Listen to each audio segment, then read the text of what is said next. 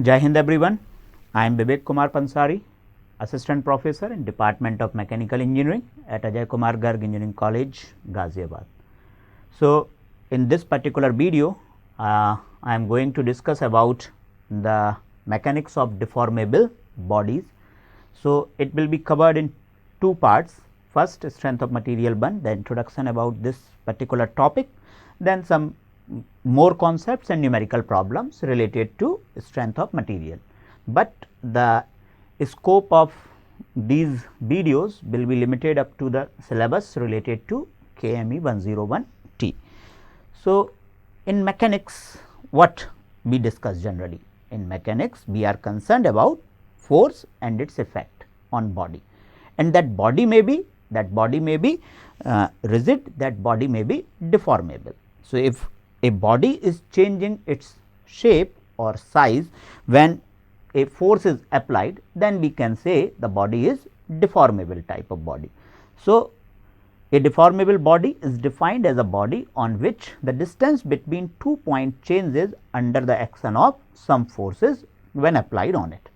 So, basically here we are interested in deformation in bodies. Earlier we were discussing about the rigid bodies. So, the changes because of the application of force is the state change, and that state change means from rest to motion or motion to rest. But here in this we are interested in deformation. So, obviously we are interested in this particular term elasticity. So, we will study the elastic behavior of the body. So, this is what the scope of this particular subject, which is generally known as, commonly known as strength of material. Okay. So, strength of material is what? Strength of material, sometimes we can call it mechanics of material. It is a subject which deals with the behavior of solid objects under stresses and strains, So, these two terms will be discussed later on in the video, but the strength of material means what? When a body is subjected to any force, it resists the changes, but the strength of material is what? It is the maximum amount of resistance which a body offers before its failure, and obviously the failure will occur when the body will get deformed. So, this is what the scope of this particular subject. We are interested in finding out the different strength of the material. That strength of the material may be tensile, that strength of the material may be compressive. I am explaining these two things. If a bar or a body is subjected to tensile forces, then up to what limit it can resist the tensile force before its failure. And failure does not mean it is broken in two pieces. Failure is also when it is getting deformed more than the desired limit, then also it is a failure.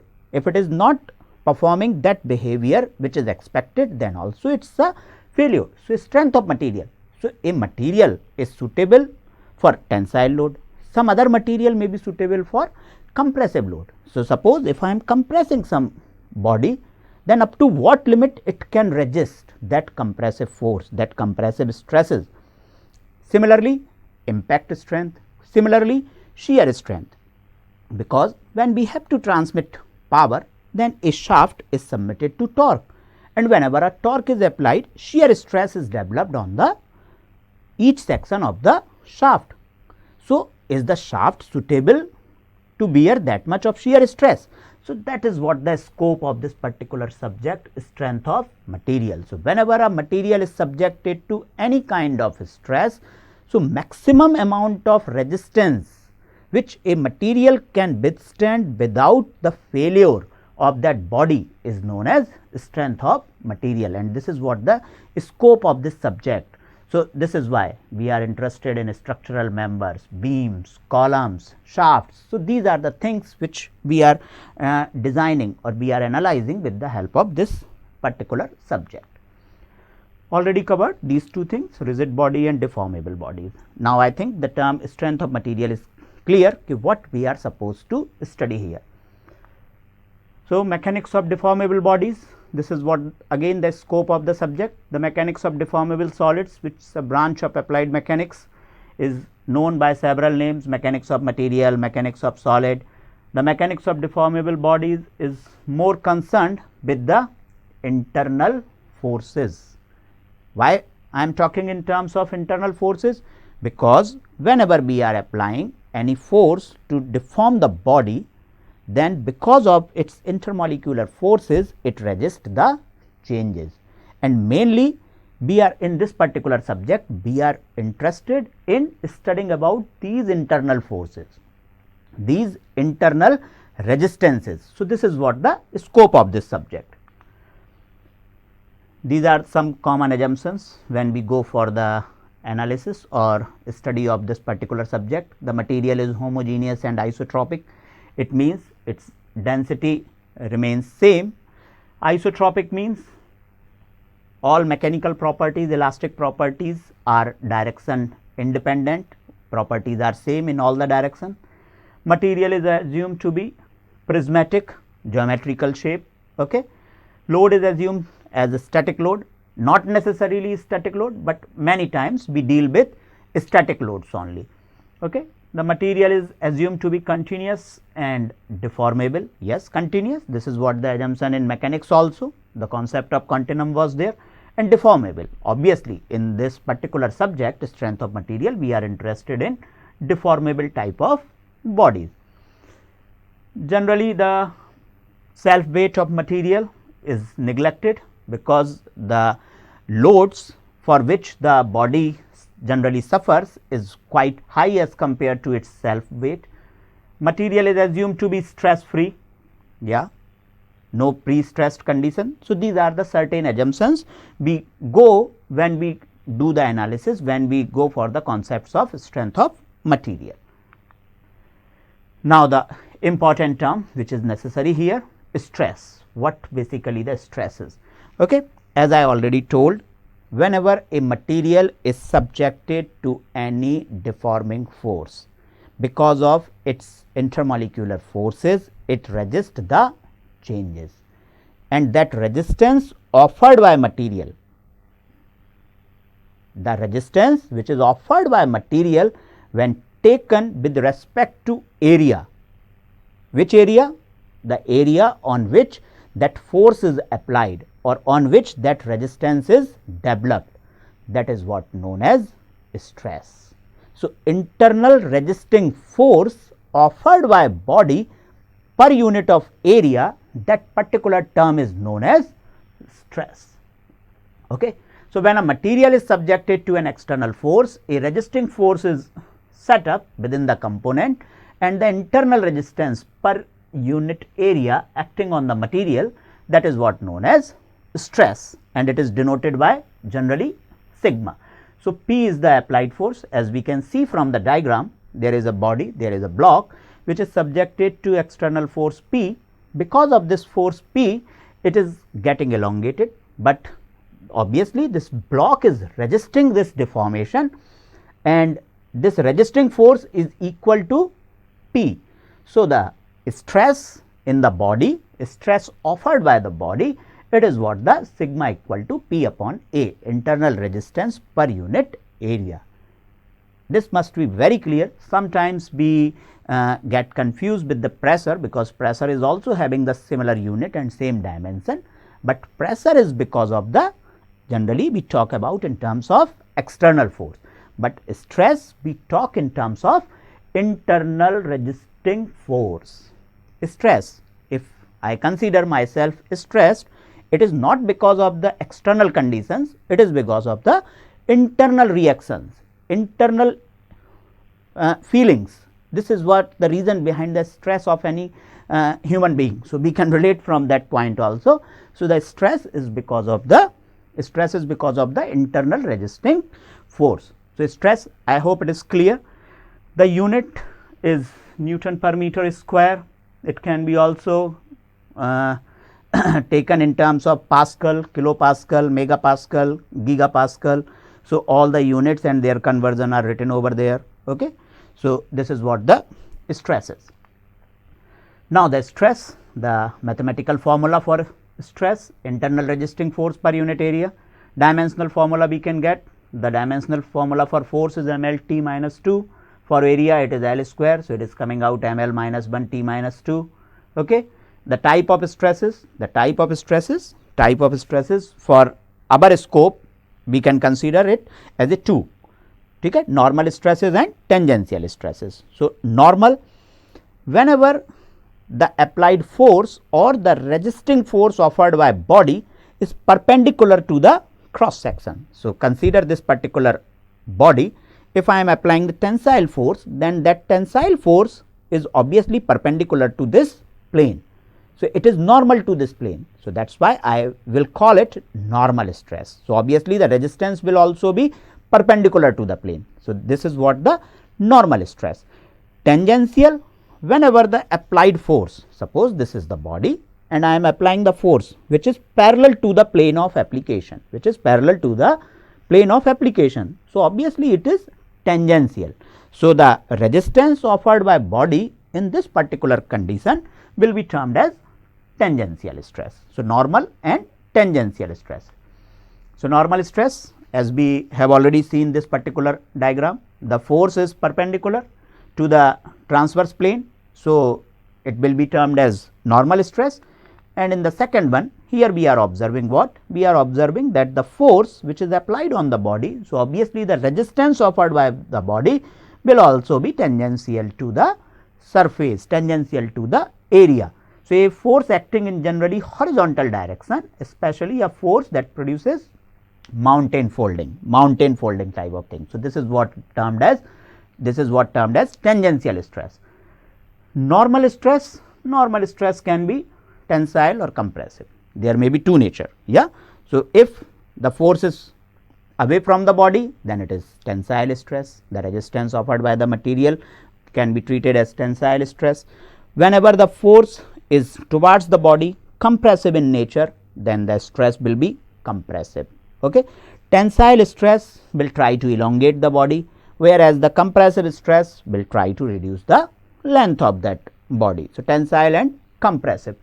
Sometimes these are also known as direct stress. Why direct stress? Because we can say if this is a body and it is subjected to force in this manner or in this manner. So, this is direction dependent, the direction is changing. So, sometimes it is also called as direct stresses, normal stresses. So, I hope these two terms are also clear. Stress, different type of stresses, and tensile, compressive, normal stresses and tangential stress. If we are dealing with stress, then another interrelated terms which comes in picture, that is what the strain. Okay, this is what the strain.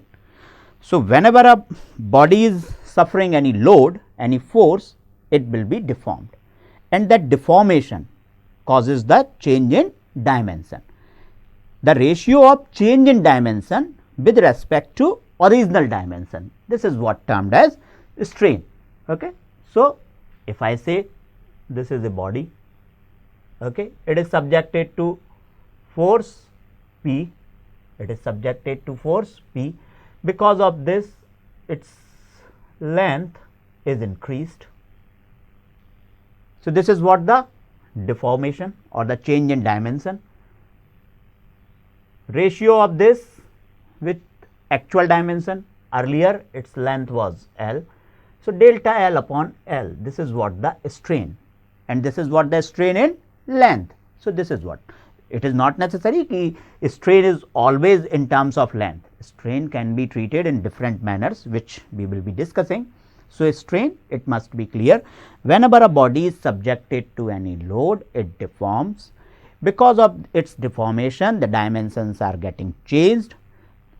Change in dimension with respect to original dimension is treated as, termed as strain, and obviously, it is the ratio of two similar type of quantities. So, it is a dimensionless. It is not having any unit. Okay. Now, come to the point, different types of strain. Longitudinal, volumetric, shearing. So, as I already told, it is not necessary the change will always be in the length. Change may be in the length, change may be in the volume, change may be in the shape also. So, according to that these are classified longitudinal, volumetric and shearing strain. Okay. So, one by one I am coming to all the strains. Longitudinal, if I am concerned about change in length. So, is when the deforming force produces change in length. As I told in the previous example, if this particular body is subjected to tensile or compressive force, and because of that tensile and compressive force the length is getting changed. So, change in length divided by original length, this is what the longitudinal strain. And in this particular case the stress will be which type? Stress will be normal, stress will be normal. Okay. So, no issue. Now, coming to the volumetric strain. Okay. So, let us deal with. So, simply I can say ki if there is a change in volume because of the stresses, because of the forces, and when we are taking the change in volume with respect to original volume, it will be treated as volumetric strain. Now, come to the case. Okay. Now, let us consider a block. Okay. Okay, this is a block. It is subjected to what? It is subjected to sigma stresses. Okay, in all 6 phases. I have shown only on 3 phases. So, if a block is subjected to uniform equal like stresses on all its faces.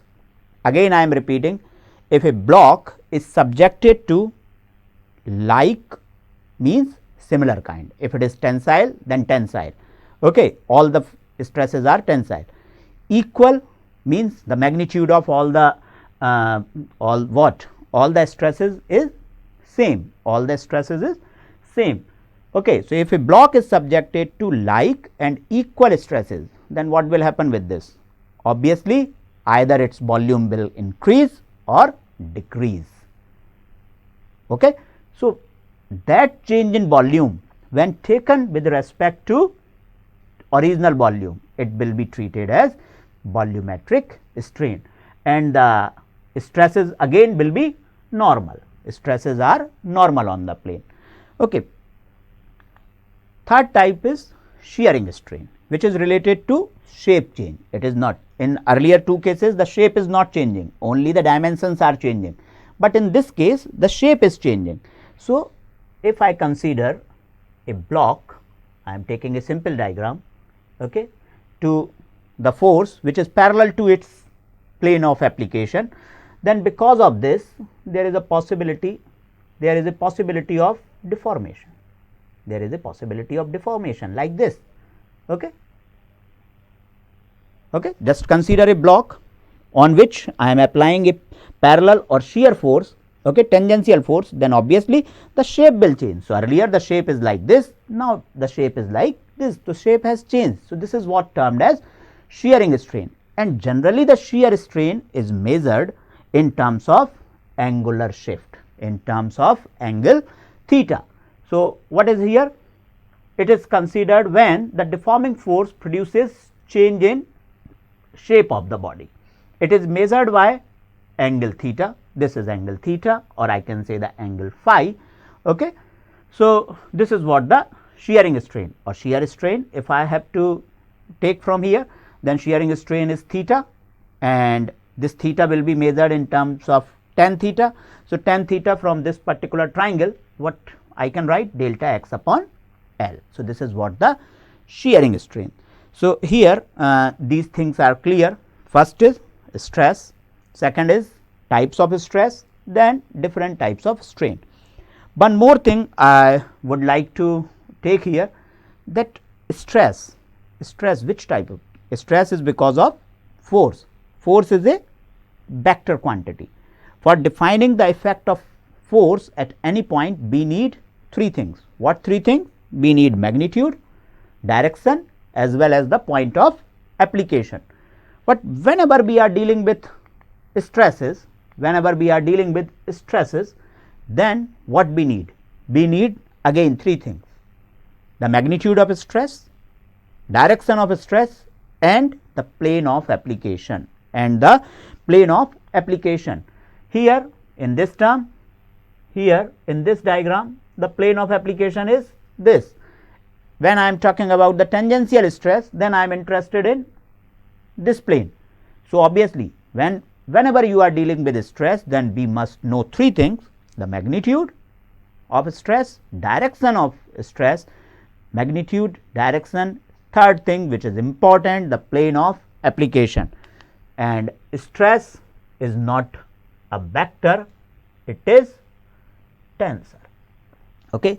So, this is what the stress is. So, sometimes it is asked in Viva ki which type of quantity the stress is. So, stress requires three things: magnitude, direction and plane of application, and it is treated as a tensor quantity. Okay. Now, I am coming to the shearing strain covered. The one more thing which is important here, whenever, because as in my first slide I shown ki we are going to study the elastic behavior of the body. We are going to study about the elastic behavior of the body. So, what we generally observe, whenever a body is suffering any load, because of that load it gets deformed. But as soon as we are removing that deforming force, it is restoring its actual shape and size. This property of any body, any deformable body, is known as elasticity, And what is the reason behind the elasticity? The reason behind the elasticity is elastic potential energy.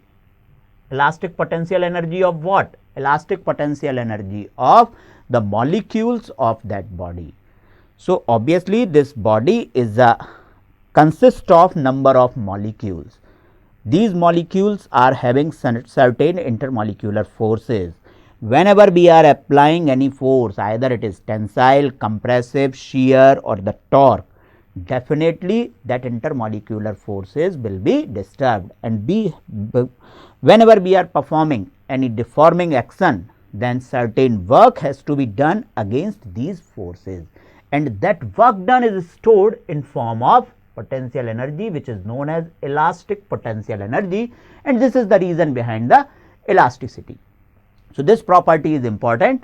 So, elasticity is the tendency of solid material to return to their original shape. So, it is that property by virtue of which material returns to its actual shape and size whenever the deforming force is removed. When the forces are removed, the object will return to its initial shape and size, already discussed. In other words, the deformation disappears or simplify. Okay. Steel cables, rubber bands, springs are the examples of the elastic material. Now how to deform the material permanently? Then this term comes in picture, elastic limit. Okay. So, obviously, there is limit ki up to which energy, up to which stress the material will behave elastically. So, there is a certain limit of stress up to which the material will show the property of elasticity. Beyond that, material will go plastic and the deformation in the material will be permanent, and this is what we generally study whenever we go for the manufacturing of any component. Then we deal with elastic limit, we deal with yield criteria of that body, okay, that material. So, elastic limit is that maximum stress up to which the material behaves as a elastic material.